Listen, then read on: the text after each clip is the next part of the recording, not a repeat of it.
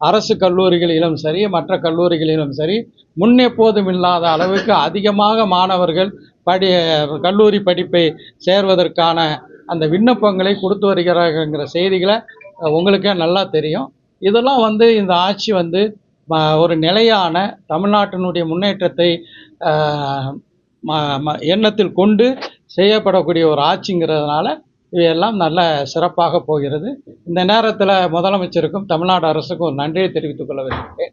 நீண்ட காலமாக தமிழ்நாட்டுக்கு வெளியே அயலகத்தில் பணியாற்றக்கூடிய நம்முடைய தமிழர்கள், குறிப்பாக தொழிலாளர் மக்கள், அவர்கள் தமிழ்நாட்டில் அவர்கள் முதலீடு செய்வதற்கான, அங்கே இருக்கும்போதே முதலீடு செய்வதற்கான ஒரு வாய்ப்பை எங்களுக்கு தர வேண்டும். அதே போல் எங்களுக்கு இந்த ஓய்வூதிய திட்டம் அமல்படுத்த வேண்டும். அதே போல் அங்கே பணியாற்றும் போது அவர்களுக்கு விபத்து ஏற்பட்டால் அதற்கான காப்புறுதி திட்டங்கள்லாம் அமல்படுத்தணும் அப்படிங்கிற ஒரு கோரிக்கை வச்சாங்க.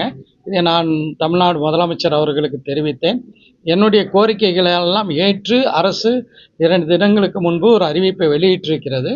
அதற்காக மாண்புமிகு தமிழ்நாடு முதலமைச்சர் அவர்களுக்கும் நான் என்னுடைய நெஞ்சார்ந்த நன்றியை இந்த சந்தர்ப்பத்தில் தெரிவித்துக் கொள்கிறேன்.